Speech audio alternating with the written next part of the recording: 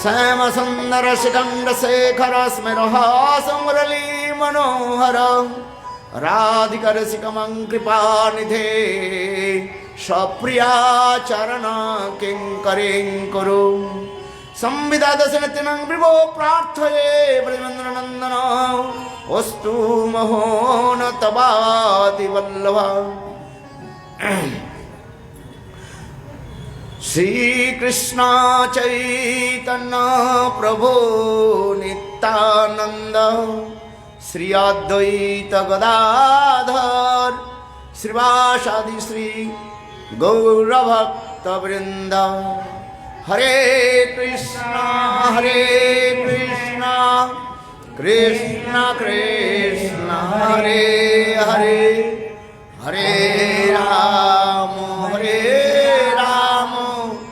राम राम हरे हरे।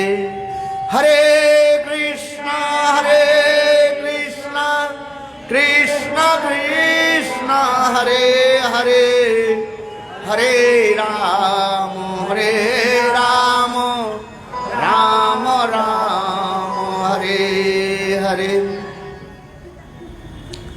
सर्वप्रथम मेरे गुरुपाद पद्मों नित्य लीला प्रविष्ट ओं विष्णुपाद अष्टोत्तर सतस्य श्रीमद भक्ति वेदांत शिल वामन गोस्वामी महाराज एवं नित्य लीला प्रविष्ट ओं विष्णुपाद अष्टोत्तर सतस्य श्रीमद भक्ति वेदांत शिल नारायण गोस्वामी महाराज जी के अभय चरण कमलों में अनंत कोटि साष्टांग दंडवत ज्ञापन करता हूँ। तत्पश्चात नित्य लीला प्रविष्ट ओं विष्णुपाद अष्टोत्तर सतस्य श्रीमद भक्ति वेदांत स्वामी महाराज एवं मंचस्थ विराजमान प्रपूज्य चरण श्रीपाद माधव महाराज, नरसिंह महाराज, ऋषिकेश महाराज और परमहंस महाराज एवं उपस्थित समस्त वैष्णववृंद, मातृवृंद, गौरगत सज्जन वृंद, हरि कथा पिपासु सत्रिवृंद सभियों के चरण कमलों में मेरा यथायथ दंडवत प्रणाम स्वीकार हो।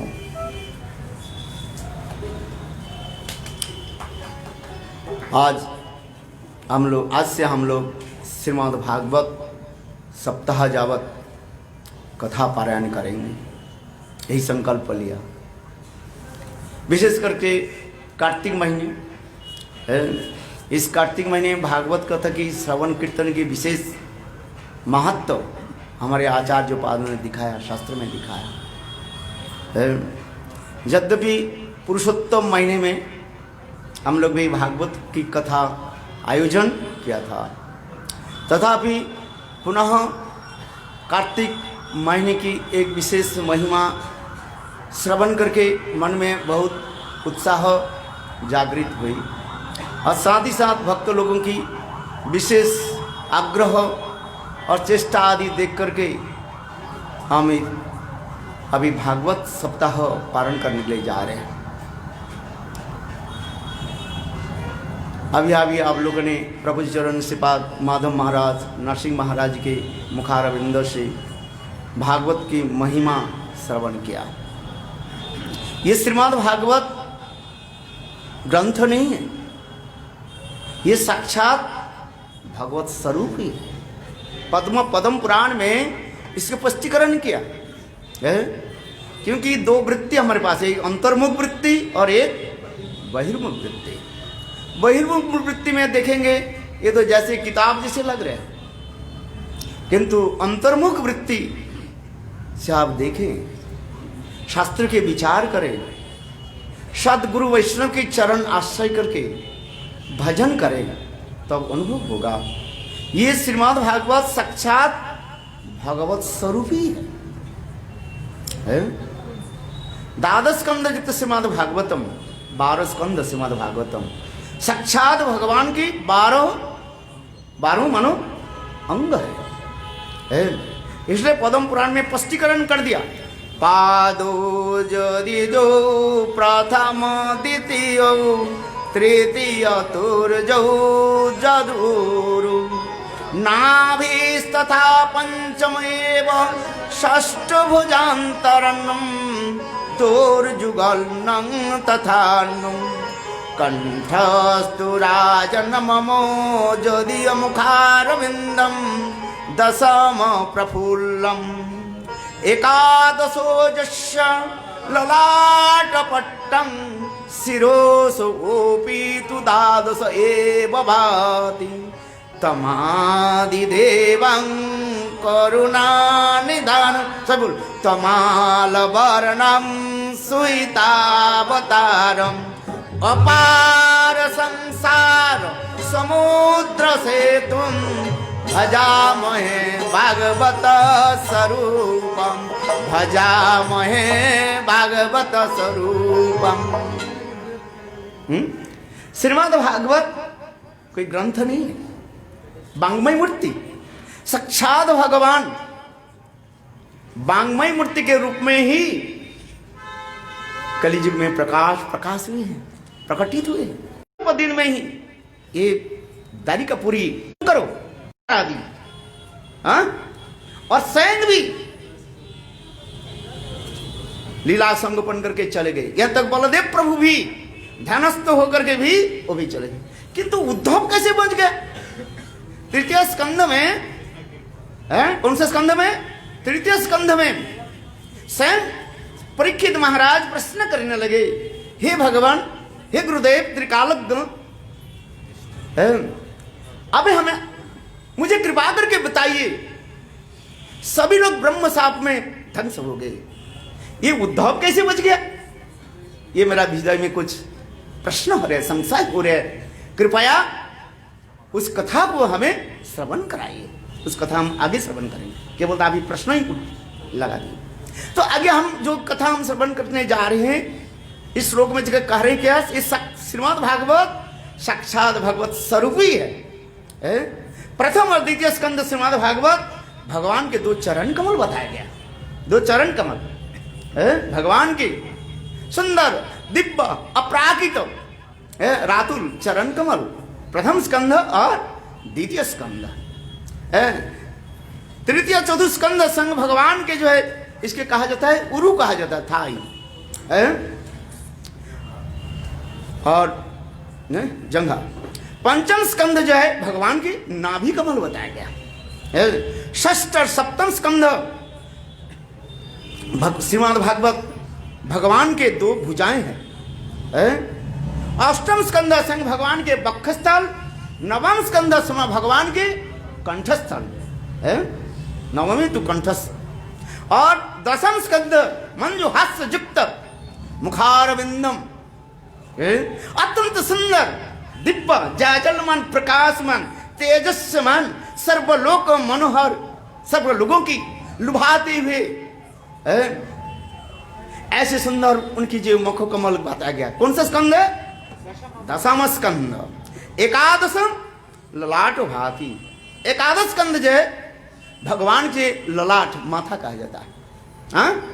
और द्वादश स्कंद भगवान के जो है शिरोदेश कहा गया है। इसी प्रकार कहते हैं, अहो ये श्रीमद् भागवत कैसे सुंदर है, इस श्रीमद् भागवत के कोई आश्रय कर ले, बस संसार भी समुद्र के जो है अति सहज रूप में पार हो गए। इसलिए तमादिदेवं करुणानिधानं तमालवर्णं सुहितावतारम, स्वयं भगवान जीवों के कैसे मित्र सुहृद कह रहे हैं, सुहृद कह रहे हैं, जैसे सुहृद मित्र एक मित्र दूसरे मित्र की जैसे सहायता करते हैं, उसी प्रकार श्रीमद् भागवत के कोई आश्रय कर लेते हैं, वो संसार विमान समुद्र के जाए अनायास में अति सहज रूप में पार करके चले जाएंगे। इतने सुंदर कहते हैं, तमादिदेवं करुणां निधानं तमालवरं सुविधावतारं अपार संसार समुद्र सेतुं भजामहे भागवत स्वरूपम। इस कलियुग में मनुष्य की और क्या करे?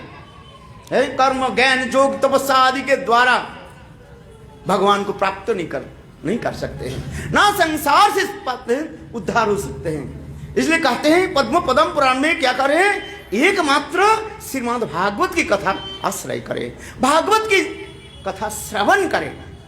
बहुत सुंदर से बताते यार है। देखो अब हम भागवत कथा वर्णन करने के पहले उसकी थोड़ी सी महत्व आप लोग के निकट में वर्णन करता हूं, है? क्योंकि देखो किसी व्यक्ति के यदि महिमा हम श्रवण करें, उसके प्रति हमारे क्या हो जाता है? अनुराग बढ़ जाता है। ये स्वाभाविक है। एक सिनेमा आर्टिस्ट के यदि आप उनके महिमा श्रवण करें, अभी कुछ साल पहले 30 साल पहले देखो रामानंद सागर जब रामायण की करने लगे, और वो देखो वो अरुण गबील और सीता देवी जो बनी, क्या नाम था उसकी? दीपिका, उल्टा सीधा नाम नहीं जानते, चुप रहो। हाँ, दीपिका।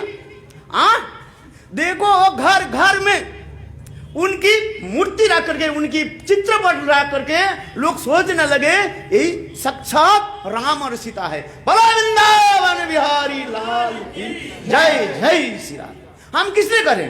किसी के महिमा श्रवण करें, उसके प्रति स्वाभाविक रूप में हमारा अनुराग बढ़ जाता है। एक प्राकृतिक स्थूल शरीर युक्त काम क्रोध लोभ मोह माद में भरी हुई है, जो रामचंद्र के केवल ये कर लिया, क्या बोले, एक्टिंग कर लिया है? देखो उसके प्रति हमारे कैसे अनुराग बढ़ जाता है। और साक्षात भगवान की कथा यदि हम श्रवण करें, क्यों नहीं अनुराग बढ़ेगा? उनकी महिमा यदि हम श्रवण करें, भागवत महात्मा श्रवण करें, तो हमारी अनुराग बढ़ेगा।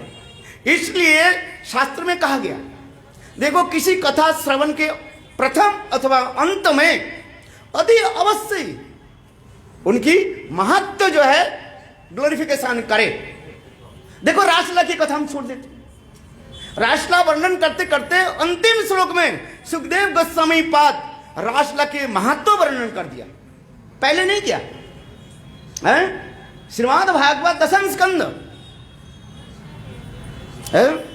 29 अध्याय से लेकर 33 अध्याय तक रासमंच अध्याय, किंतु देखो 33 अध्याय में अंतिम श्लोक होते जा रहे हैं, वहीं पर रासलीला की महत्व वर्णन कर दिया है।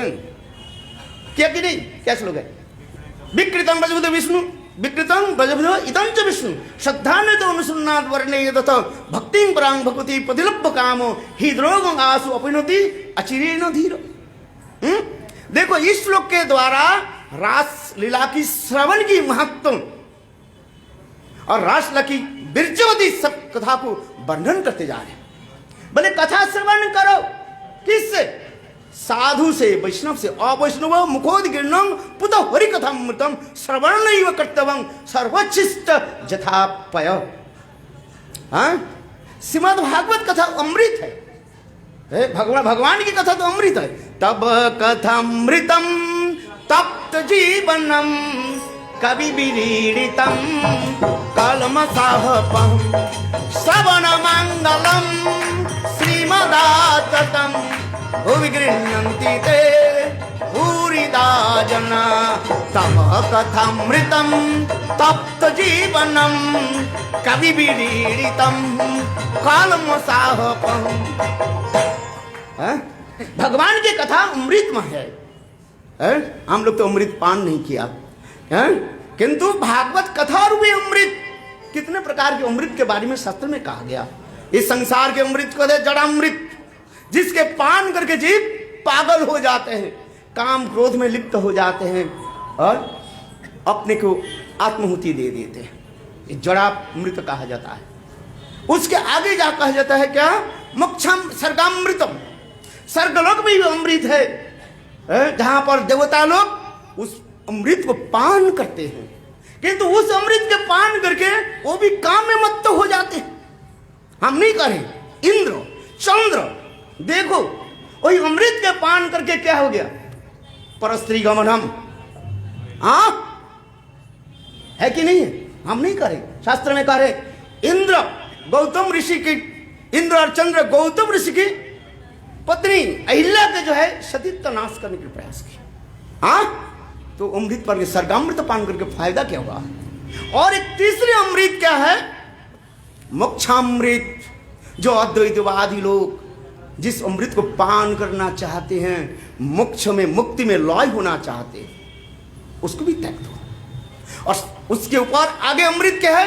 वैकुंठमृतम, वैकुंठ जगत में जो अमृत, उसके आगे अयोध्यामृतम, अयोध्या में जो अमृत, उसके आगे द्वारिकापुरी में अमृत, द्वारकामृत, उसके आगे मथुरामृत, मथुरा में अमृत है, उसके आगे कौन सा अमृत है? गोलोक वृंदावन में, हाँ, वही अमृत के वर्णन करते जा रहे हैं। उस अमृत के पान करें कैसे? कथामृत, कथा के द्वारा, श्रवण के द्वारा महत्व श्रवण करें, हमारे हृदय में प्रेरणा जाएगा। और वो कथा किसे श्रवण करना चाहिए? वही पद्म पुराण में कह रहे हैं, और वैष्णव मुखोदगीर्णं पुतहरि कथामृतम श्रवणं नैव सर्वोच्छिष्ट जथापय। अवैष्णव मुखोदगीर्णम, अवैष्णव के मुख से हरि कथा श्रवण करना नहीं चाहिए, भागवत कथा श्रवण करना नहीं चाहिए। भागवत कथा श्रवण करके इससे वैष्णव से, जहां भागवत वड़ वैष्णव स्थाने एकांत आश्रय करो चैतन्य चरणे। हाँ, महाप्रभु के चरण में एकांतिक रूप में आश्रय ग्रहण करे और भागवत अध्ययन करे, श्रवण करे। किसी कहो नहीं नहीं मैं तो भागवत कथा सुनना चाहता हूं कि तो अमृत है, कहते नहीं। और वैष्णव के मुखारविंद से सुनने से क्या होगा कि सर्वोच्छिष्ट जथापय, पय माने दुग्ध, जिसे दूध पीने से हमारे शरीर बलिष्ठ होता है, शरीर में बल आता है। किंतु देखो वही दुग्ध, दूध यदि सांपों के विष के द्वारा दूषित हो जाए, अर्थात सर्प यदि, सांप यदि उसके मुख लगा दे, झूठा कर दे, उसमें क्या होगा? वो दूध बेकार होगा। और उस दूध के तुम पान कर लिया, तुम्हारी मृत्यु अनिवार्य, मृत्यु हो जाएगा। इसलिए कहते हैं साधु सावधान। वैष्णव से सुने, जिन लोगों ने गुरुदेव की सेवा आदि किया, गुरु परंपरा प्राप्त वेदवाणी, गुरुदेव की सेवा करो, गुरुदेव के मुखारविंद श्रवण करो, पहले श्रवण करो।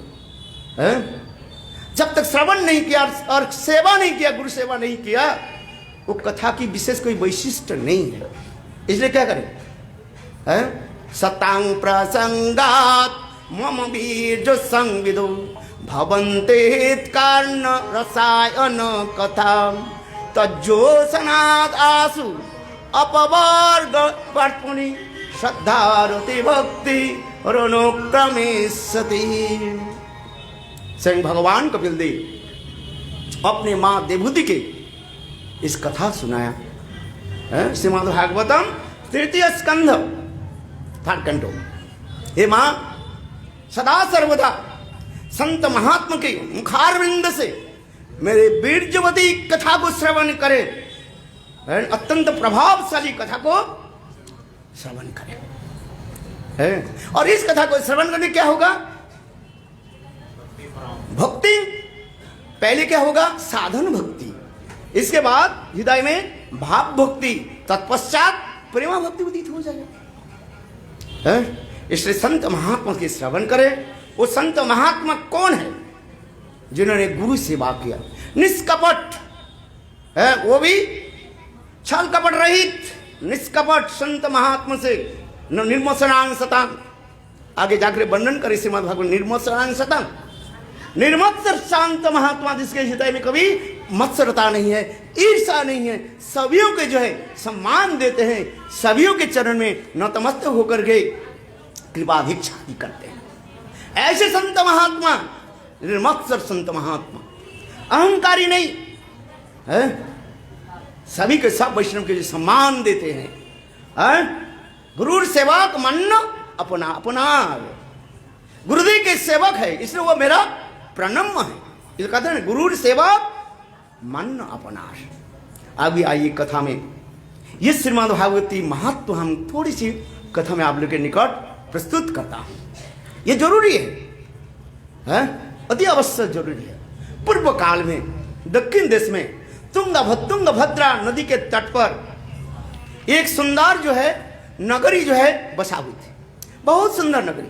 उसी नगर में एक ब्राह्मण, आत्मदेव नाम से एक ब्राह्मण रहते थे। धनाढ्य ब्राह्मण थे, उसके बहुत धन था उसके पास, उसके सुंदरी पत्नी भी थी, देखने भी सुंदरी है, किंतु उनके पत्नी बहुत झगड़ालू है, झगड़ालू है। उसके नाम क्या थी? धुंधुली। नाम भी ऐसे सुंदरी है, जैसे गुण ऐसी है, धुंधुली। देखो जब पतिदेव जब घर में है ना तो बहुत मीठी मीठी बात करते रहते हैं, और पतिदेव जब घर से बाहर निकल जाते तो अब ना जानो पड़ोसी से विदाउट रीजन देखो झगड़ा आदि करते रहते। कुछ लोगों के स्वभाव है इस जगत में। हाँ, वास्तव देखो इस जगत में कुछ लोगों के ऐसे स्वभाव है, आप चल रहे हैं आपके पैर में पैर लगा करके वो झगड़ा करते हैं। ये गिराना इसके तथ्य है, कोई जरूरत नहीं है। ठीक उसी प्रकार धुंधुली ऐसे झगड़ालू और पतिदेव जब आ जाते थे, नानी कितने संत सती साध्वी नारी के भांति भास दीनहीन होकर के सेवा। किंतु देखो आत्मदेव ब्राह्मण धनाढ्य होने पर भी वो बहुत कंजूस था। हाँ, बहुत कंजूस था वो, ना अपने भोजन अच्छी करते थे ना दूसरे के खिलाते थे, और कैसे रहते थे? भिक्षावृत्ति के द्वारा जीविका निर्वाह करते थे। कैसे? भिक्षावृत्ति का हम नहीं कर रही हैं पर लिखा है, भिक्षावृत्ति के द्वारा वो जीविका निर्वाह करते थे, भीख मांगते थे। करोड़ रुपया कैसे पैसा है उसके पास, फटा फूटा कपड़ा पहनते थे, और भिक्षावृत्ति आदि करते था। ऐसे करते करते उसके अर्ध वयस जो चला गया, माने 40 साल कि 45 साल बीत गए, किंतु उनकी कोई पुत्र कन्या नहीं हुई। विचार करने लगे, हाय हाय मेरे पास तो इतने करोड़ रुपया है, मेरे मृत्यु के पश्चात ये संपत्ति को अधिकारी कौन बनेगा? इसलिए मनी मनी विचार करने लगे, कम से कम ये पुत्र हो जाए। इसलिए वो धुंधुकार आत्मदेव ब्राह्मण ने क्या कि दान पुण्य आदि करना शुरू कर दिया। दान पुण्य आदि करने लगे। पहले तो कंजूस थे, अभी दान पुण्य आदि करने लगे। किस लिए? मेरा पुत्र हो जाए। स्वार्थी लोग इस जगत में बहुत लोग, हम भी देखा, जब कहते हैं महाराज मेरा एक बेटा नहीं है, आप कृपा करें, अब बेटा जब हो जाते फिर आता ही नहीं है। फिर बेटा जब 2-1 साल बाद बीमार हो जाते, महाराज हमारे बेटा के निश्चिंत कवच दे दो। हाँ, 2-3 साल और कहीं नहीं आते। ये संसार स्वार्थी सब है, मूर्ख। ठीक उसी प्रकार आत्मदेव ब्राह्मण पहले तो कंजूस थे, दान पुण्य नहीं किया, और अपने पुत्र के लालसा से दान पुण्य आदि करने लगे, किंतु कुछ हुआ ही नहीं। ऐसे करते करते मानो और भी 50 साल निकल गया। हाँ, 50 साल निकलने के बाद पुत्र होगा कि नहीं होगा क्या पता है। हाँ, विशेष करके जो है 50 साल के बाद हो नहीं हो क्या पता है। बहुत दुखित थे वो। आत्मदेव ब्राह्मण एक दिन दुखित होकर के अपने गृह छोड़ करके चले गए। एकदा सदीजो दुखात गृहं त्यक्त्वा वनं गतः मध्याह्ने तृष्णीतो जातस्तगाढ़ सुपेत पीतवान्। एक दिन वो आत्मदेव ब्राह्मण दुखित होकर के और घर से निकल गए और वन में भटकने लगे। घूमते घूमते दोपहर के समय एक सरोवर पोखर के सामने आ गए। सारा दिन कुछ खाया पिया नहीं और प्यास में तड़पने लगे। अंत में वो आत्मदेव ब्राह्मण वह स्वच्छ निर्मल जल पान करके निकट में सुंदर एक बगीचा में जाकर के बैठे। क्या करें, चिंतन करने लगे। इतने समय भगवत इच्छा से एक सन्यासी जो है जति सन्यासी प्रकट हुए और देखो उस ज्योति महाराज यानी सन्यासी को देख करके ब्राह्मण देवता आत्मदेव ब्राह्मणा उनके चरण पकड़ करके रोने लगे, फुट फुट करके रोने लगे। इसके पश्चात जो है अपने माथा के जो है बार बार कूटने लगे। ये संत महात्मा जतिराज आप हमें कुछ कृपा करें। संत महाराज कहने लगे, हे ब्राह्मण, तो बताइए ना क्या बात हुई। बहुत समय पूछने पर कहने लगे, मेरे कोई पुत्र संतान नहीं है। धन तो हमारे पास है, किंतु मेरा पास कोई पुत्र संतान नहीं। हे महाराज, आप कृपा करें, मेरे पुत्र हो जाए। संत महात्मा उनकी दुख देख करके चित्त द्रवीभूत हो गया। कहने लगे, अच्छा। संत महात्मा कुछ समय पर अपने विचार किया, धनस्थ करके देखा उनकी कर्म जो है। देखो, इस बीच में मैं एक कथा बता देता हूं। पूर्वाज गच्छितं धर्मं, पूर्वाज गच्छितं कर्मं, पूर्वाज गच्छितं विद्वान, पूर्वं धावती धावती धावती। हमारे भक्ति विनोद ठाकुर इस श्लोक के बताते हैं, पूर्व जन्म में मैं जैसे जैसे कर्म कर चुके हैं उसी फल हमारे निकट आ रहे हैं। आप चाहें अथवा नहीं चाहें वो तो आएगा। कर्मण्यो भी आरो मनानाम दुखाते सुखाय च पश्चेत भागो विपर्य मिथुन चारण निनाम। सुखदेव गोस्वामी पाद भागवत में कहने लगे, हे महाराज परीक्षित, इस संसार के लोग कर्म किस लिए करते हैं? दुख के नाश करने के लिए और सुख के प्राप्ति करने के लिए। किंतु होता है क्या? अंत में दुख दुख ही प्राप्त होता है। यही है कर्म की गति। इसलिए उसी प्रकार यदिराज संत महात्मा कहने लगे, सन्यासी ठाकुर कहने लगे,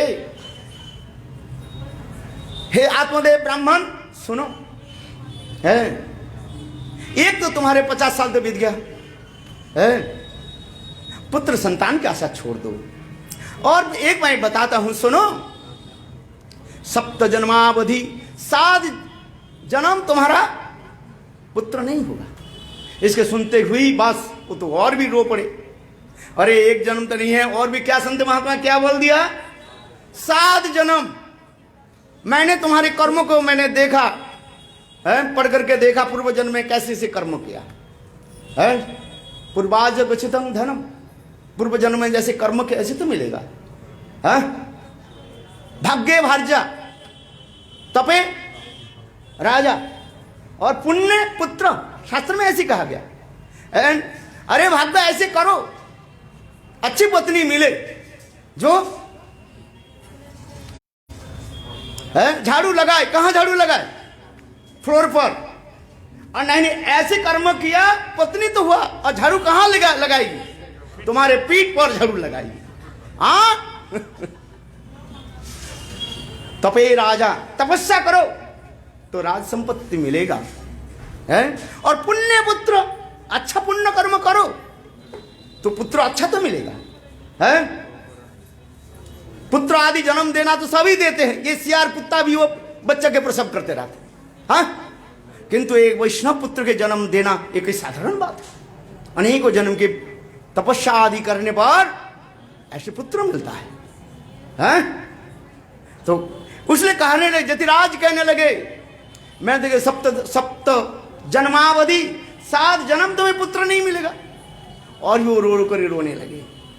उस समय संत महात्मा उसके समझाने लगे, क्या बोले? जतिराज उवाच मुंजा ज्ञानं प्रजारूपं बलिष्ठा कर्मणे गति विवेके तु समासद्द त्यज संसार वासनम। मुंजा ज्ञानं प्रजारूपं बलिष्ठ कर्मणे गति। हे ब्राह्मण देवता, इस प्रजा प्राप्ति का मोह त्याग दो, कर्मों की गति प्रबल है। विवेक का आश्रय लेकर संसार की वासना छोड़ दो है। भगवान के भजन करो। सुनो विप्र मयाते उद्योतम प्रारब्ध तो विलोकितम 7 जन्मावधि तब पुत्र नहीं बचो नहीं बचो नहीं बचो। हे ब्राह्मण, तुम्हारे प्रारब्ध की मैं बताता हूं, पूर्व जन्म के किए हुए जो कर्म जो है, 7 जन्मावधि कितने जन्म? 7 जन्म तुम्हारे पुत्र नहीं होगा। हाँ, इस कथा को सुन करके ब्राह्मण तो और भी रो पड़े। आत्मदेव ब्राह्मण पुनः पुनः जतिराज के चरण पकड़ के कहने लगे, महाराज आप तो त्रिकाल ऋषि है, आप तो संत महात्मा है, आप हमारे भाव के कुछ पलट सकते हैं। वास्तविक सत्य है, संत महात्मा के पास ऐसी क्षमता है तुम्हारे भाग्य भी उलट पलट कर सकते हैं। बार बार जब रोने लगे, कहले महाराज संत महात्मा आप मुझे किसी प्रकार से एक पुत्र दीजिए।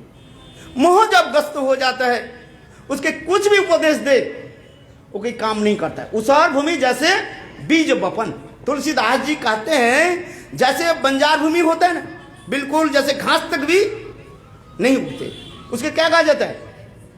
बंजार भूमि कहा जाए है? उसी प्रकार जो व्यक्ति मोहग्रस्त हो जाते हैं, उसके हजार उपदेश दे उसे कुछ काम का नहीं होता है? काम नहीं, हरी कथा है। कंजूस व्यक्ति के दान उपदेश की कथा सुना, कुछ लाभ होता है? कुछ नहीं होता है। इसलिए मैं कभी कभी दान चांद की कथा सुना देते हूं ना, है? आगे सुनाएंगे, उससे कुछ लाभ नहीं होता है। क्रोधी व्यक्ति के निकट कोई यदि समभाव मित्रता रखना चाहते हैं वो बेकार है। खल व्यक्ति के साथ कोई यदि मित्रता रखना चाहते हैं वो भी बेकार कहा जाता है?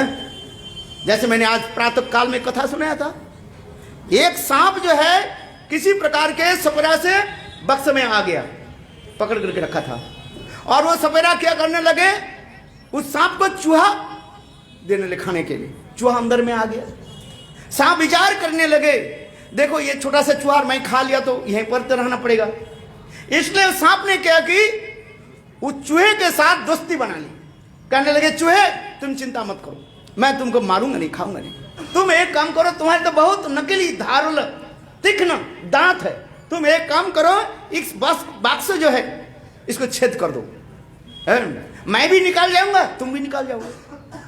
चूहे विचार करने लगे, भाई इसके साथ मित्रता करे अथवा नहीं करते, मरना ही तो मेरा ही है, चलो देख लेते हैं। इसलिए चूहे ने क्या कि अपने बहुत नकली दांत के द्वारा वो बक्स के क्या कर दिया, छेद कर दिया। सांप बाहर आ गए। सांप जो बाहर आ गए बोले मैं कई दिन से तो भूखा हूं। जो चूहे जो बाहर आ गया, मित्र, अरे कभी हमारे साथ कोई मित्र, खल व्यक्ति के साथ कोई मित्रता करता है, मूर्ख, ऐसे करके सांप ने क्या कि उसको निकाल दिया। इसलिए उसी प्रकार उपदेश दिया जाता है। भक्ति सिद्धांत प्रभुपाद ऐसे उपाख्यान उपदेश में देते हैं, खल व्यक्ति के साथ कोई मित्रता करे उसकी कार्यकरी नहीं होगा, बेकार कहा जाता है। इसलिए मैंने इसलिए कहा रहा था, जो लोग अत्यंत मोह में पड़े हुए हैं, हजार कुछ ज्ञान सुनाइए, विरक्ति ज्ञान कथा आदि सुनाइए, वैराग्य कथा सुनाइए, कुछ नहीं होता है। होता है कुछ नहीं होता है। ठीक उसी प्रकार संत महात्मा देखा तो इसके काम नहीं हो रहा है, हमारी कथा कुछ सुन नहीं रहे। मैंने कहा भाई तुम्हारे साथ जन्म पुत्र नहीं होगा, तुम्हारे कर्म के जैसी विधि है, प्रारब्ध कर्म है, हम क्या करें। किंतु वो आत्मदेव ब्राह्मण बार बार रोने लगे, करे महाराज आप मुझे एक पुत्र दिलाइए। अच्छा, संत महात्मा की क्या की, मंत्रपुत करके एक फल को दे दिया है, एक फल को दे दिया। हाँ समझ भी नहीं, एक फल को दे दिया। संत महात्मा के पास क्षमता है, जाओ इस फल को जो है तुम्हारे अपने पत्नी को खिला दो, वो गर्भवती होगी और सुंदर एक बालक के धर्मात्मा बालक जन्म देगी। आत्मदेव ब्राह्मण प्रसन्न हो गए, घर में लौटे और लौट करके अपने पत्नी धुंधुली के बोले, धुंधुली देखो ये संत महात्मा के दिए हुए है, ये फल है, इसके फल को तुम खा लो और तुम गर्भवती हो और तुम एक सुंदर संतान को जो है जन्म दो। देखो धुंधुली, मैंने कहा ना, ऊपर से तो खूब नटखट दिखाते, ऊपर से खूब दिखाते रहते हैं, किंतु वास्तव में बहुत क्रूर स्वभाव की थी, खल स्वभाव की थी वो, है? वो मानी मानी विचार कर, एक तो मानी मन के विचार हो गया, अरे फल खाने से कोई गर्भवती होता है, कितने तो केला खा लिया मैंने, गर्भवती हुआ? ना पुरुष होता है ना स्त्री होता है, आप बताओ, आप हम केला बांटेंगे? रामानंद प्रभु फल थोड़ा बांट देना। हाँ अरे फल खाने से यदि बच्चा हुआ तो कितने बंदर तो कितने खाते रहते हैं दिन रात। हाँ बच्चा होता है, फल खाने से बच्चा है, ये बेकार की है। कहाँ हमारे पतिदेव कहाँ चले गए थे, कहीं संत महात्मा कहीं फेर में पड़ गए, अरे कलियुग में कौन संत महात्मा क्या है, विश्वास है क्या? है बेकार की बात है। फल खाने से बच्चा होता है बेकार, विश्वास नहीं। दूसरी बात ये भी मन में ये भी होने लगे, हाँ यदि हो गया तो भाई भी है, हाँ भाई भी है, यदि मैं फल खा लिया संत महात्मा के दिए हुए मंत्रपुत्र जो फल मैं खा लिया तो पेट में बच्चा आ जाएगा, गर्भवती हो जाऊंगी और मेरा पेट इतना बड़ा हो जाएगा, मैं दौड़ नहीं पाऊंगी। एक तो जो कई कई महीने तक 6 महीने तक बिल्कुल है सो नहीं पाऊंगी, हाँ ना इधर ना उधर। हाँ भाई कितने कष्ट है, खाने में पीने में बैठने में चलने में इतने कष्ट होता है? और दूसरी बात है कहीं चोर आ जाए, चोर आ जाए तो हमारे संपत्ति को तो ले जाएंगे, मैं भाग नहीं पाऊंगी और चोर मुझे मार डाले।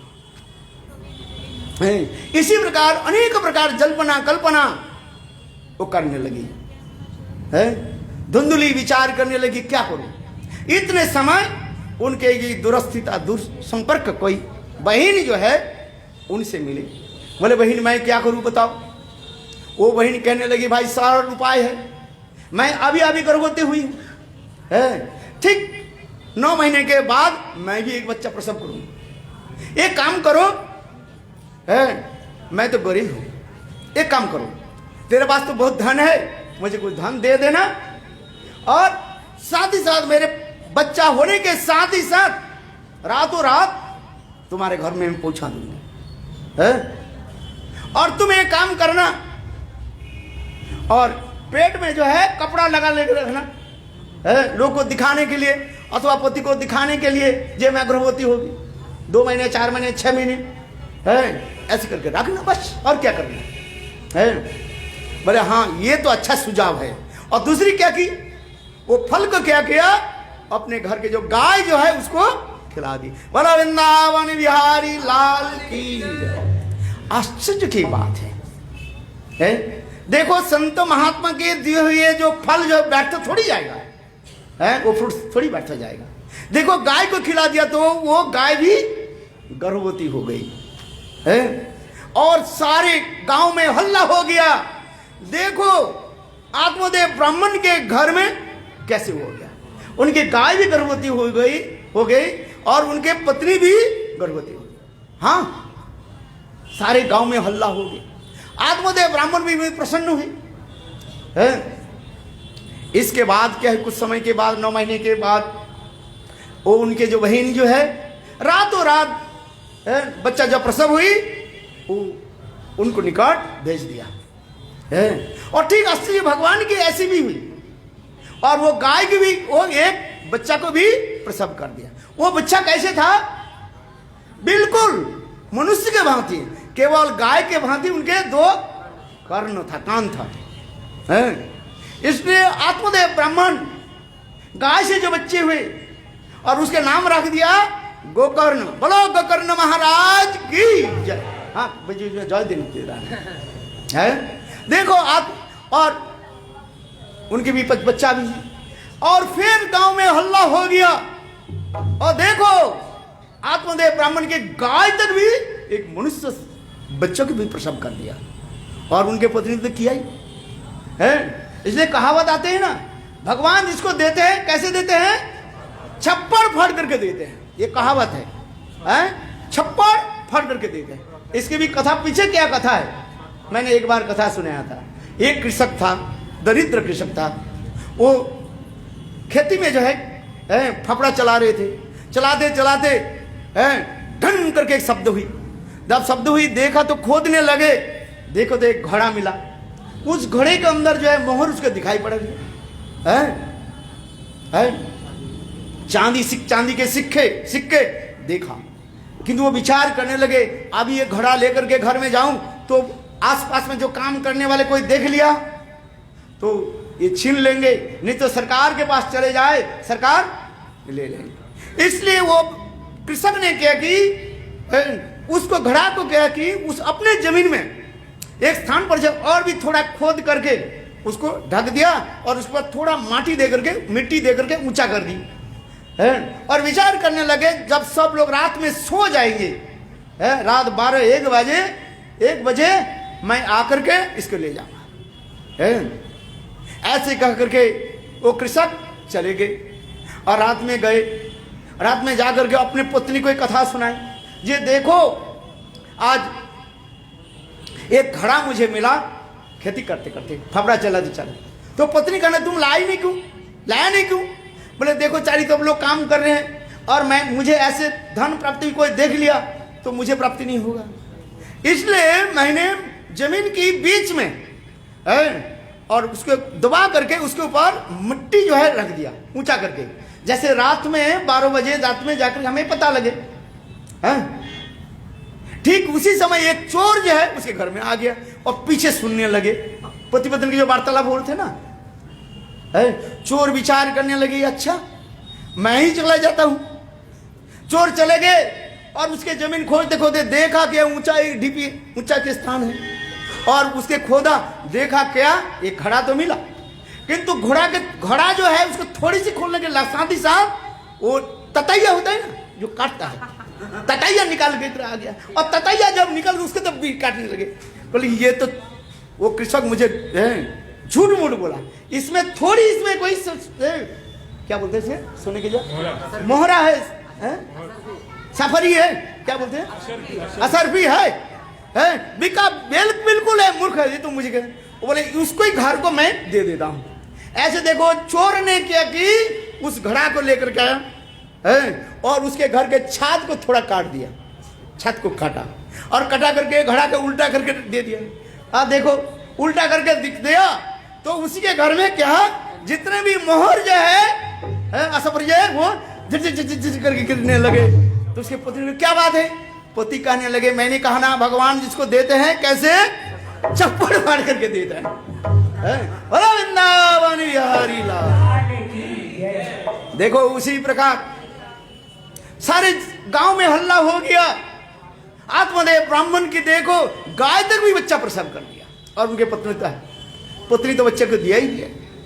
अच्छा इसके पश्चात आत्मदेव ब्राह्मण ने दोनों बालक के जो है सुंदर रूप में पालन पोषण करने लगे, थोड़ा थोड़ा बड़ा होने लगे।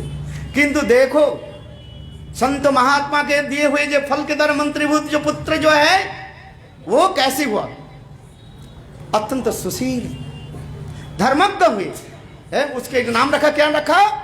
गोकर्ण, मैंने वही कहा। और धुंधली से जो पुत्र हुई उसके नाम क्या रखा?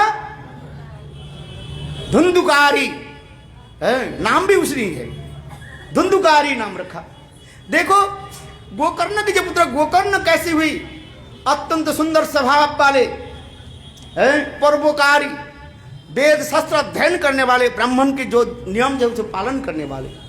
और धुंधुकारी बिल्कुल उसके विपरीत है, चोर डकैत शराब पान करना, अल्प वयस में स्कूल में क्या करते चक्कू लेकर के छोटे छोटे बच्चे के भी चक्कू चला देते थे, चोरी करना, शराब पीना, दूसरी लड़के के साथ छेड़खानी करना, दुष्कर्म करना, उनकी मानो ये बन गया है, दुष्ट ऐसे दुराचार बन गया है।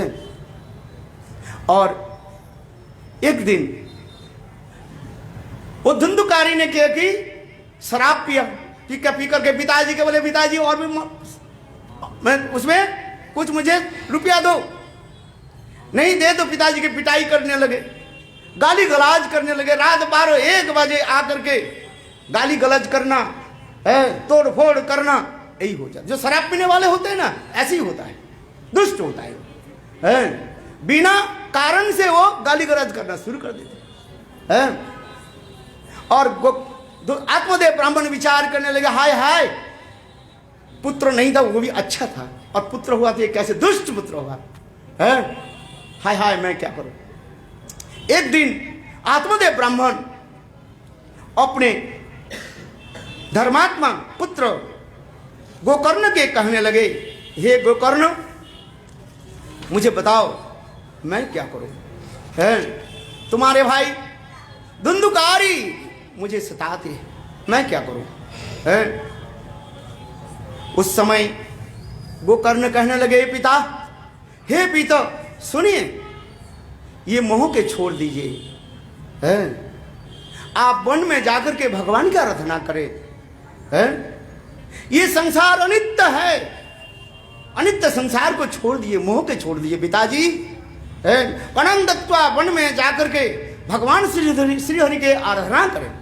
जीवन के तात्पर्य, एक तो आपके 50 साल के ऊपर तो हो गया, है? शास्त्र में कहा गया 50 साल के बाद क्या करना चाहिए? 50 वनं गच्छेत्, 50 साल के बाद क्या करना चाहिए? माने संसार की मोह छोड़ करके सन्यास लेकर के जाए, हैं? समझ में नहीं? सन्यास लेकर के जाए पिताजी, हैं? एकमात्र सुख किसमें है? एकमात्र सन्यास जीवन में सुख है, गृहस्थ धर्म में सुख नहीं है, वो तो केवल दुख दुख में ही है, जिससे प्रहलाद महाराज जी की कथा हम आगे श्रवण करेंगे। प्रहलाद महाराज अपने पिता के क्या बोला? हे पिता, ये संसार ये अंधकूप के भांति है। क्या श्लोक है वो? तत्साधु मन्ने असुरवर्जदेना सदा समुद्विग्नध्याम असतग्रह हित्वात्मपातं गृहांधकूपं वनं गतो जत् हरिमाश्रयेत्। प्रहलाद महाराज जैसे बोले, ठीक उसी प्रकार गोकर्ण अपने पिता को कहने लगे, पिता मुंजा गहनम प्रजारूपम, ये समस्त छोड़ करके आप वन में जाए और जाकर के भगवान के भजन करें। मनुष्य जीवन की तो ही तात्पर्य है, एक पत्नी चली गई, दूसरी विवाह कर लिया, क्या वो तुम्हारे सुख देगी? मूर्ख, डिवोर्स करके बाद फिर शादी करना चाहते, हाँ? नहीं, तुम्हारे सुख नहीं मिलेगा। अरे भाग में सुख नहीं है क्या पत्नी आज हो ही का? एक तो पिटाई किया, फिर दूसरे शादी करने के जा रहे हो, हाँ? मूर्ख, छोड़ दे। ठीक उसी प्रकार गोकर्ण कहने लगे, पीतो ये मोह के छोड़ दीजिए, आशा पास कंठे निधायत, ये जो है पास को जो छोड़ दीजिए। मोह क्या है? हमारे पास है, बंधन है, मोहि बंधनम कारणम और मोहि व मुक्ति व कारणम। मोह जो है हमारे मुक्ति के बंधन के कारण है। इस संसार में हम माया मोह में पड़े हुए हैं और माया के त्रिताप जल हमें दग्धीभूत कर रहे हैं, आध्यात्मिक, आदि दैविक और आदि भौतिक। इसलिए गोकर्ण अपने पिता की कहने लगे, हे पिता, आप छोड़ दीजिए, वनंगत्वापन में जाकर के संत महात्मा सान्निध्य में रहिए, भगवत कथा श्रवण कीजिए, ये समस्त छोड़ दीजिए। देखो पुत्र के उसी प्रकार सत्य वाणी सुन करके आत्मदेव ब्राह्मण ने कहा कि सब कुछ छोड़ करके जंगल में चले गए, भगवत आराधना में डूब गए। यद्यपि शास्त्र में इसके वर्णन नहीं हुआ, अति अवश्य ही आत्मदेव ब्राह्मण भगवत प्राप्ति भी कर ले, क्योंकि सत्संग की। और इधर गोकर्ण देखा उनके घर मानो एक नरक जैसे बन गया। कैसे नरक बना? उनके भाई जो है धुंधुकारी है, एक नहीं 5 वेश्या के घर में रख लिया, हाँ?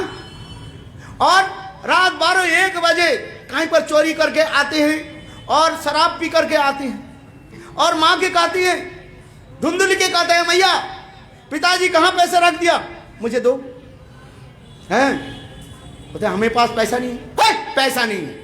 पिताजी तो चले गए वन में, जरूर तुमको जब पैसा दे करके गए, हाँ? इसलिए वो क्या करने लगे, धुंधुकारी क्या करने लगे, अपने माँ को पिटाई करने लगे।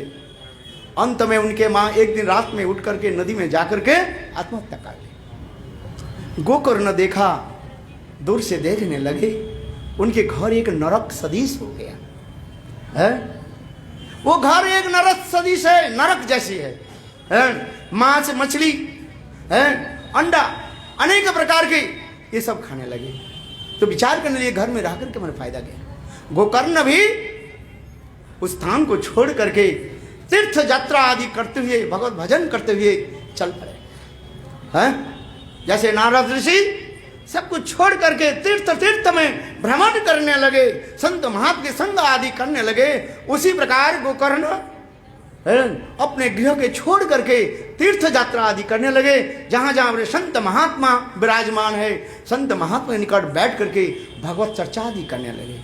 सुंदर स्निग्ध सुशीतल पवित्र नदी के जल पान करने लगे और सात्विक फल यानी जंगल के जो है सात्विक फल वो ग्रहण करने लगे, भगवत आराधना में लिप्त होने लगे। और इधर धुंधुकारी क्या करने लगे, शराब पी करके आने लगे। और घर में तो मैंने कहा दिया 5 वेश्या को रख दिया। एक दिन धुंधुकारी ने किया कि एक राजा के राजकोष में घुस गया किसी तरह, और राजा के सारे धन मूल्यवान धन जो है हीरे जहरत को जो है वो चोरी कर लिया। और चोरी करके आधी रात में आ गए और 5 वेश्या को कहने लगे, देखो देखो मैं कैसा सुंदर धन को लेकर के आया है। 5 वेश्या तो ऊपर से तो खुशी, किंतु मनी मनी विचार करने लगे ये राजा के राजकोष के धन है, जरूर प्रातः काल में राजा के लोग तो यहाँ पर आ ही जाएगा। हाँ कहाँ जाएगा, सीसीटीवी तो लगा हुआ है सर। हाँ कहाँ गए आ समझ में नहीं। और देखो इसलिए 5 वेश्या मानी मनी विचार करने लगे, देखो प्रातः काल में राजा के लोग तो आ जाएंगे और इसको तो ले ही जाएंगे और धन भी ले जाएंगे और हम लोग भी पिटाई भी करेंगे। इसलिए एक काम करें, 5 वेश्या ने क्या की ना रहे बांस ना बजे बांसुरी, इसको क्या करें, इसी को मार करके कुएं में डाल दिया जाए और ये धन लेकर के हम लोग भग जाए। ऐसे विचार करके 5 वेश्या ने क्या कि जब धुंधुकारी जब सोए हुए थे, एक तो शराब पिए हुए थे और ऐसे लेटे हुए थे, करते रहता, और उसके हाथ और पैर के रस्सी से कस करके बांध दिया और बांध करके अच्छी तरह से पिटाई करने लगे। तभी वो मरे नहीं है, तो देखा तो अब भी मरे नहीं है। जलती हुई एक लकड़ी को ले लिया, जलती हुई लकड़ी को लेकर उसके मुंह में और पैर से हाथ से लाद घुस्सा देख रहे पिटाई करने लगे। धमाधम 5 वेश्या ने अच्छी तरह से पिटाई की और अंत में धुंधुकारी ने क्या कि प्राण छोड़ दिया। जब धुंधुकारी प्राण छोड़ दिया, ये 5 वेश्या विचार अभी क्या करें, मृतदेह के क्या करें। आंगन में निकट में जो है एक कुआं था, बहुत गंभीर कुआं था, कुएं है ना पानी का, उस कुएं में उसको डाल दिया और डाल करके ऊपर से एक बड़ा जो है पत्थर को जो है उठा करके बंद कर दिया। और 5 वेश्या ने रातों रात उस स्थान से फरार हो गए, चले गए, किसी को पता नहीं चला। रात 12-1 बजे क्या हुई इसके घर में किसी को पता नहीं चला। प्रातः काल में लोग उठा, देखा उनके घर जैसे संत है, कोई व्यक्ति नहीं है। 1 दिन 2 दिन 4 दिन देखा, क्या न उनके घर से कोई निकलता है, न कोई घुसता है, न कुछ करता है। गांव वाले विचार करके क्या बात हुई, और देखा देखो इस अपघात से मृत्यु के फलस्वरूप धुंधुकारी क्या हुआ, प्रेत जनी जन प्राप्ति हुई। शास्त्र में कहता है जो ऐसे अपघात से मृत्यु होता है, अपघात से मृत्यु होने वाले व्यक्ति को क्या होता है, प्रेत जनी में जाना पड़ता है। उसने धुंधुकारी प्रेत होकर के जन्म लिया, माने वहीं पर रहने लगे, प्रेत जनी प्राप्ति में। और घर में रह करके और गांव वालों के सताने लगे। थोड़ी अंधेरा होने के साथ ही साथ कोई व्यक्ति उसी रास्ते में जाते हैं ना, वो पिशाची क्या करते हैं, ऐसे डराते रहते। बोले भूत कैसे करते हैं, कभी कभी आग के भांति हो जाता है, जैसे लगेगा वो साक्षात आग की जो लहर आ रहे हैं। किसी घर में जो पत्थर आदि फेंकने लगे, गांव के लोग सब डर से जो है उस स्थान को छोड़ करके चले गए। पिशाच, ये देखो जिसके भूत ऐसी सत्य होता है, ये कोई हंसी मजाक की कथा नहीं है। हमारे गुरुदेव भी साक्षात रूप में कितने भूतों के उन्होंने उद्धार किया। कोई कहते हैं ऐसे होता है, बोले हाँ, अग्नि पुराण और पुराण में ऐसी वर्णन है। मेरे गुरुदेव मुक्त महापुरुष उत्तम महाभागवत नित्यानंद पुरुष भक्ति वेदांत श्री वामन गोस्वामी महाराज ऐसे भूतों के अनेक कथा श्रवण कराते थे और अनेक भूतों के उन्होंने उद्धार भी कर दिया। उन्होंने क्या कि देखो लीला भी किया, भूतों के विवाह भी कराया है। हमारे गुरुदेव कथा सुनाते थे, है कोई हंसी मजाक की कथा नहीं है। देखो इसलिए मैं कह रहा था, इस अपघात से मृत्यु होने के पश्चात धुंधुकारी उसी घर में रहने लगे और गांव वाले के सताने लगे। सारे गांव वे छोड़ करके चले गए, कोई नहीं रहा उन्हें पास। इधर कई साल बीत गए। गोकर्ण सर्वत्र भ्रमण करते करते, तीर्थ स्थल आदि भ्रमण करते करते एक बार अपने गांव में आ गया। गांव में लोगों के दो चार जो बहुत दूर किनारे में गांव में लोग थे, उसके पूछा मेरे भाई और मेरे माँ कहाँ है क्या? कुछ ने कोई उत्तर नहीं बोला, हमें कोई पता ही नहीं है। तुम्हारे घर तो देखते हैं, दूर से देखते हैं, सुना पड़ा रहते हैं और ना जानी कैसे कैसे भी उपद्रव, भूत के उपद्रव भी यही सुना है। देखो गोकर्ण ने क्या कि एक दिन रात्रि काल में भ्रमण करते करते है अपने घर में बाहर एक खटिया पड़ा हुआ था, है उस खटिया में लेट गए। रात 12 बजे है किसी ने खटिया के मनो ऊपर उठाने लगे, कभी खटिया को ऐसे हिलाने लगे। गोकर्ण बोलिए क्या बात हुई, कौन है? कुछ उत्तर नहीं दिया। और कुछ समय ऐसे दूर से जो है कोई एक व्यक्ति जैसे जैसे रोते हैं ना, उसे रोने के शब्द आए। कभी कभी आप फिर उसके निकट आकर हा हा हा हा करते रहते हैं, रोते हैं। उस समय गोकर्ण कहने लगे अरे तुम कौन है, अपने स्वरूप में आ जाओ, अपने स्वरूप में आ जाओ। देखो हमारे भक्ति विज्ञान भारती गोस्वामी महाराज एक कथा भी सुनाते हैं, जितने भी बड़े भूत हो उसके उद्धार के उपाय है, एकादशी को कुछ फल दे दो। भक्ति विज्ञान भारती गोस्वामी महाराज एक कथा सुनाया है। ये भक्ति सिद्धांत प्रभुपाद के एक शिष्य थे, उसके नाम था वैखानस महाराज। वैखानस महाराज याद रखना। वो देखो वो राजपुरोहित थे, प्रभुपाद के मिलने के पहले ही वो पुरोहित काम करते। एक तो ब्राह्मण थे, ऐसे स्मार्त ब्राह्मण थे, इसलिए स्मार्त ब्राह्मण होने के नाते बहुत दूर दूर जाते, जजमान के घर में जाते थे, पाठ पूजा आदि करते थे। एक दिन करते करते बहुत दूर चले गए, एक जजमान के घर में पाठ पूजा आदि किया और उनके बहुत धन भी मिला, कपड़ा से लेकर के बर्तन से लेकर के अनेक प्रकार के धन मिला। आ रहे थे, आज चलते चलते रास्ते में बारिश हुई, घनाघोर बारिश हुई। तो विचार कर अभी जाएं कैसे? निकट में एक गांव पड़ा, गांव में एक पान बेचने वाले था, उसके बोले देखो अभी तो रात हो, संध्या हो गया, अंधकार हो गया, मैं क्या करूं, यहाँ पर कोई स्थान है, रहने की स्थान है? वो पान वाला जो है, पान बेचने वाले जो है ना, पान बेचने वाले कहते हैं देखो इस गांव के बाहर एक जो है घर है, वो बहुत साल से खाली पड़ा हुआ है, वहीं पर आप रही, 2 मंजिल घर था वो है। देखो उस समय वो क्या कि रात भर उस समय पर घर में जाकर के कंबल बिछा दी। वो बहुत विखानस महाराज सुना है मैंने, वो भक्ति विज्ञान भारती गोस्वामी महाराज उसमें बोल रहे हैं, वो बहुत मोटे तगड़े आदमी था ऐसे, और बहुत बलवान भी था, देखने में भी बहुत सुंदर है।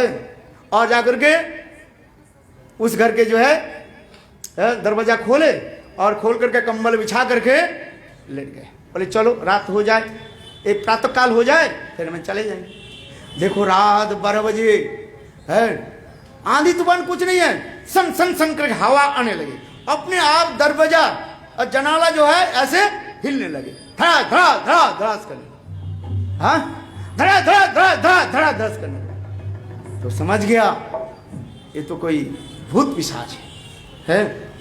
उन्होंने क्या की, देखो उस घर के जो है पहले दरवाजा लगाने के एक लोहे के जो है सरिया को लगाया जाता था, हम लोग भी देखा अपने घर में ना, लोहे के सरिया जो है ऐसे लगा दिया जाता।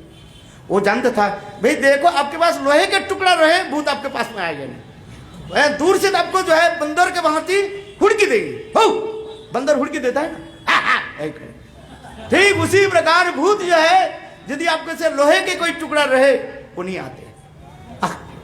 इसलिए उन्होंने क्या कि बैखानाथ महाराज है, मैं तो उनके ब्रह्मचर्य के नाम भूल गया है, उन्होंने क्या कि दरवाजा खोले और लोहे के टुकड़ा सरिया को जैसे हाथ में रखा। ए कौन है, सामने आ जा, कौन है, सामने आ जा। है वो भूत कहने लगे, हाँ, वो डराने लगे ना, मैं तुमके खाने के लिए आया, मैं भूखा हूं, हा हा हा हा हा, खाने लगे। किंतु वो भी तो ऐसे ही है, बहुत तकड़े आदमी है, बहुत है, साहस रखने वाले है। अरे कौन है, स्वरूप में आजा, बताओ कौन हो तुम। तब उस समय कहने लगे, हे द्विजवर ब्राह्मण, मैं भूत है। कौन सा भूत, जो ब्रह्म राक्षस, हाँ ब्रह्म राक्षस बताया है, आज समझ में, ब्रह्म राक्षस हूं, मेरे अंडर में हजारों जय भूत है। अभी तो राधा कुंड में भी भूत है। मैं वो देखो, उसको पूछो, वो बता देंगे। क्या बोले, हमारे रूप सनातन में जो परेशान अंदर रहते हैं, राधा कुंड में भूत है, और वो तुम्हारे वो क्या बोले केसी घाट में भूत है, तो क्या वृंदावन में भूत नहीं है, सब भूत है। जो दुष्ट दुराचारी है, गुरु वैष्णव के धन को चुराते हैं, खाते हैं, मृत्यु के पश्चात भूत बनता है, वो बताए सब है। हमारे वही से भक्ति रखे, भक्ति विज्ञान भारती का महाराज बताया, बोले बताओ तू कैसे वैष्णव रख, कैसे वो क्या वैष्णव क्या बोले ब्रह्म राक्षस कैसे बना, उन्होंने सारे बताया। ये मैंने पूर्व जन्म में मैंने गुरु वैष्णव के धन को मैं हड़प लिया, हाँ गुरु के पैसे के हड़प लिया, और हड़प करके अपने भोग किया, इसलिए मैं ब्रह्म राक्षस बन गया, और उसमें मेरा शरीर में बहुत जलन होता है। हे ब्राह्मण देवता, मुझे इस भूत जनी से, जानी ब्रह्म राक्षस जनी से मुझे उद्धार कीजिए। तब उन्हें कहने लगे, जाओ, मैंने जो एकादशी पालन की, निर्जला एकादशी पालन की है, मेरे जीवन में है, बहुत मैं निर्जला एकादशी पालन की, एक एकादशी के फल तुम्हें देता हूं। भारती गोसाई महाराज जो बोला मैं वही बता रहा हूं। उनके बोले, जाओ, मेरा एक निर्जला एकादशी के फल तुम्हें देता हूं। देखो, कहने के साथ ही साथ वो मुक्त होकर के चले गए। है भूत नहीं है साहब, जब मंदिर में भूत है भाई, हाँ कहाँ जाएंगे भूत साहब है। और फिर कहते हैं वाले, जहां पर भगवान की कथा है, घंटी बाजते भूत नहीं रहता है। तो आइए हमें कथा में, उस समय गोकर्ण क्या कि विचार करने लगे, भैया तुम्हें क्या करूं, अच्छा तुम्हारे उद्धार के लिए, क्योंकि वो भूत कहने लगे, भैया मुझे उद्धार करो, मैं भूत जनी से मुझे उद्धार करो। गोकर्ण क्या कि देखो, तीर्थ में जा करके उनके लिए पिंड दान दिया है। पिंड दान दिया जाता है ना, हम लोग वैष्णव मत में भी पिंड दान देते हैं हम, हाँ महाप्रसाद निवेदन करके पिंड दान दिया जाता है, उसकी विधि है। सत्क्रिया साध्विका ग्रंथ में भी पिंड दान की विधान भी है। महाप्रसाद के द्वारा, उसके उद्देश्य भी मंत्र आदि यथार्थ विधिवत मंत्र आदि के द्वारा उनके उद्देश्य दान किया जाता है। ठीक उसी प्रकार गोकर्ण ने समस्त कावेरी, नर्मदा, गया, जितने भी तीर्थ है सब जगह में तो दिया, किंतु उससे उद्धार नहीं हुआ। साधारण पापी के उद्धार हो जाता है पिंडदान से, किंतु ऐसे जो महापापी है महापापी, शराब पीने वाले, परदार गमनकारी वाले है, उनके ऐसे थोड़ी पिंडदान से थोड़ी हो जाएगा, नहीं होगा है। इसलिए गोकर्ण विचार करने लगे, मैं क्या करूं। एक दिन गोकर्ण सोए थे, चिंतन कर रहे थे, मेरे भाई को कैसे उद्धार हो, मेरे भाई तो अत्यंत महापापी है, ऐसे संसार में कोई पाप नहीं मेरे भाई नहीं किया, इसलिए मेरे भाई को उद्धार कैसे हो। इतने समय सूर्य देवता प्रकट हुए। सूर्य देवता स्वयं कहने लगे, गोकर्ण सुनो, तुम्हारे भाई धुंधुकारी के उद्धार के पद में बताता हूं। ये देखो, तुम्हारे भाई के स्मरण करके एक भागवत कथा यज्ञ अनुष्ठान करो, है, जैसे हम इधर लगा दिए ना सारे। हाँ, भागवत कथा अनुष्ठान करो और उनकी बुला लो।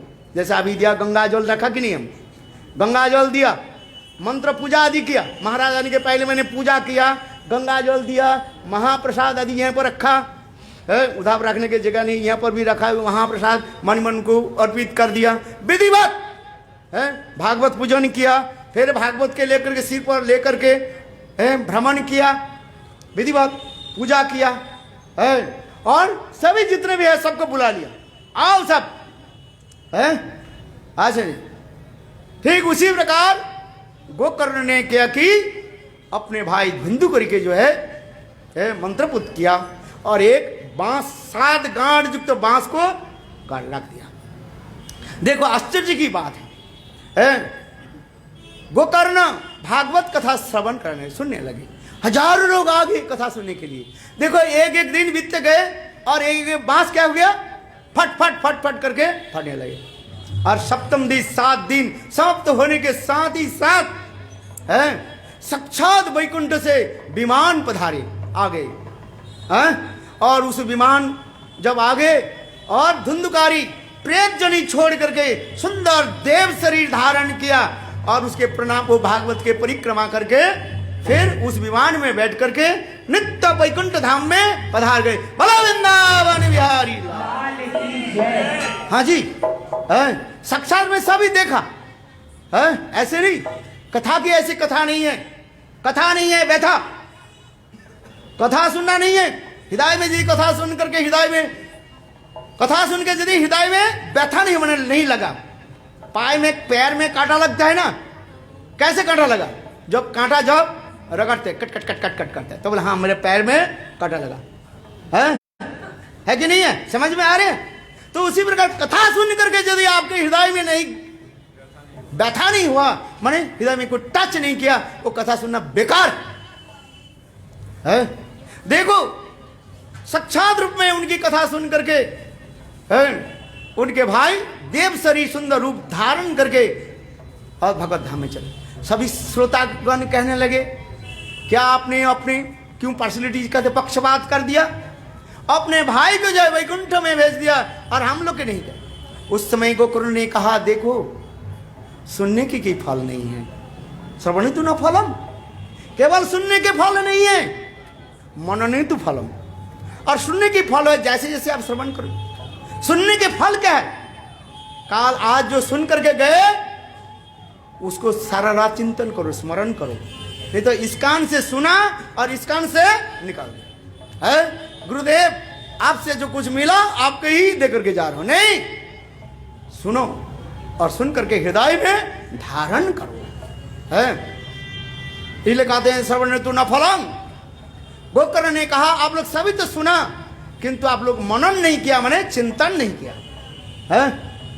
7 दिन सुनना पड़ेगा है, 7 दिन, कितने दिन, 7 दिन, हर रोज आते रहो, घर में चले जाए, कुछ भी हो जाए है, क्या करोगे बताओ, हाथ उठाओ। 7 दिन आ गए, हाँ 7 दिन आना ही पड़ेगा तुम्हें है, स्मरण करो। फिर गोकर्ण ने क्या कि पुनः भागवत कथा श्रवण किया, एक भागवत कथा श्रवण कराया और सभी श्रोता को लेकर के वो वैकुंठ में पहुंचे। जिस प्रकार भगवान रामचंद्र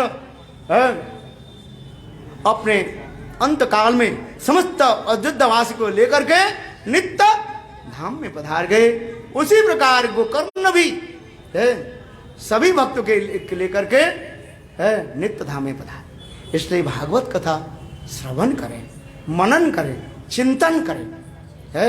बोलो श्रीमद् भागवतम महापुराणम की जय। जय जय श्री राधे। अब ये कीर्तन हो जाए, इसके बाद महाराज जी कुछ और कुछ बताएंगे है। श्रीमद् भागवत परीक्षित महाराज के जन्म वृत्ति हम लोग के तो 7 दिन में सब कुछ समाप्त करना है। एक्चुअल हमारे पास 7 दिन नहीं है, 6 दिन है, क्योंकि अंतिम दिन जो है 7वां दिन, एक तो हमारे गुरुदेव की 3 महापुरुषों के तिरोभाव तिथि है। नित्यलाभ भक्ति वेदांत वामन गोस्वामी महाराज, नित्यलाभ वेदांत त्रिविक्रम गोस्वामी महाराज, नित्यलाभ विष्णुपाद श्री शिला स्वामी महाराज के तिरुभाव तिथि। इसलिए उस दिन प्रातः काल में हवंत करेंगे और वैसे महापुरुष के जीवन चरित कथा हम श्रवण करेंगे कि एक होता है भागवत, ग्रंथ भागवत, और एक होता है भक्त भागवत। देखो हम लोग भी अच्छी समय भी चुना है, क्योंकि हम भागवत कथा को तो विराम दे देंगे, किंतु भक्त भागवत की कथा हम सुनते रहेंगे। बोलो वृंदावन बिहारी